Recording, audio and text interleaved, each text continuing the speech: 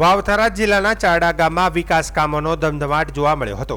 ગુજરાત વિધાનસભાના અધ્યક્ષ શંકરભાઈ ચૌધરીના હસ્તે ચારડા પ્રાથમિક શાળાના નવા નિર્માણ પામેલા રૂમનું ભવ્ય લોકાર્પણ કરવામાં આવ્યું હતું। આ સાથે જ ગામમાં ₹1 કરોડથી વધુના વિવિધ વિકાસલક્ષી કામોનું પણ લોકાર્પણ કરાયું હતું।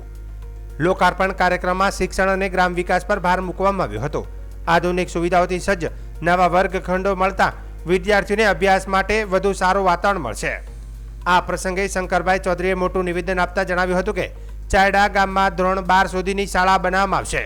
શિક્ષણની સુવિધા વધારવાથી ગામના વિદ્યાર્થીઓને ઉચ્ચ અભ્યાસ માટે વધુ તક મળશે।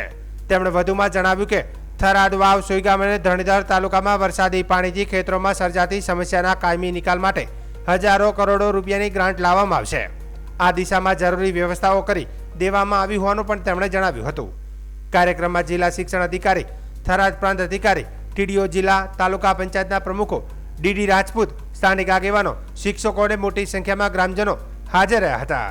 એ પણ એમણે કીધું છે કે આવતા મહિનામાં અહીંયા કોઈ મંત્રીશ્રી અને આખી સરકાર એના સચિવો બધા આવે એ પહેલાં ડિઝાઇન સોંપી છે આ આખા એરિયામાં, અને માત્ર થરાદનું નહીં, થરાદ સાથે આપણે વાવ, સુઈગામ, ધરણીધર એને પણ લઈ લઈએ છીએ અને સાંતરપુર સુધીનો આખો વિસ્તાર જ્યાં જ્યાં વરસાદી પાણી ભર્યું રહે અને ચોમાસામાં આપણને તકલીફો પડે છે તો એ ના પડે, પાણી છેક રણ સુધી પહોંચે અને અહીંયા કોઈ તકલીફ ના આપણે આપણા ખેતીની જમીનો બગડે નહીં અને વધારે દિવસ હેરાન ના થવું પડે, એના માટે કાયમી એનો પ્રશ્નનો ઉકેલ આવે એ માટે હજારો કરોડ રૂપિયા આપવા સરકાર સંમત થયું છે આપણા માટે, આપણા હિત માટે।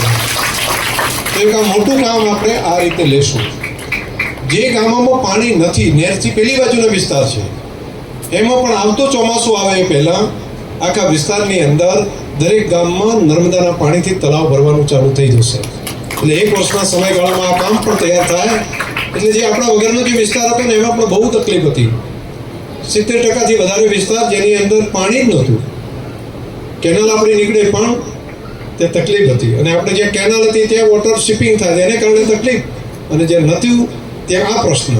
તો 2 પ્રશ્નનો ઉકેલ કરવો। ત્રીજો, જે પાણી કેનાલમાં આવે છે, કેનાલોમાં વાલ મૂકેલા છે એટલે પાણી બધું જમીનમાં ઉતરી ગયું છે, આજુબાજુમાં બધું પાણી જમીનમાં ગયું, પછી ખાર બહાર આવ્યો। આનો ઉકેલ કરવો પડે, એટલે કોણ કરે? તો મેં આ વાતને હાથ ઉપર લીધી છે। આ વર્ષના ઉનાળામાં આપણે લગભગ મહિનો ભરી અને બંધ રાખીને પણ એ બધા વાલ બંધ કરી એના ઉપર આરસીસી કરાવી દેવું, સાઈડમાં પણ આરસીસી કરીને આખી કેનાલને નવી બનાવીને આપણો કાયમીનો પ્રશ્નનો ઉકેલ કરવો। અહીંયા રહેવાવાળા ખેડૂત, સામાન્ય માણસ, એનું દુઃખ એ મારું દુઃખ છે।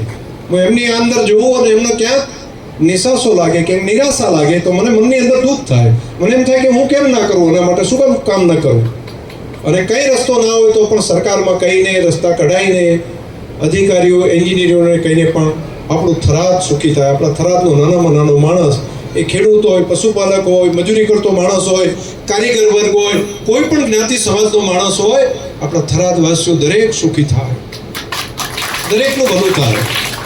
અને કામ એ રીતે કરવું છે આપણે કે માત્ર અત્યારે નહીં, પરંતુ આપણું થરાદ એવું બને કે આજે જે આપણા દીકરા દીકરીઓ નિશાળની અંદર ભણે છે ને એ મોટા થાય એટલે એમનું ઉજ્જવળ ભવિષ્ય તૈયાર કરવાનો પાયો આપણે નાખ્યો છે।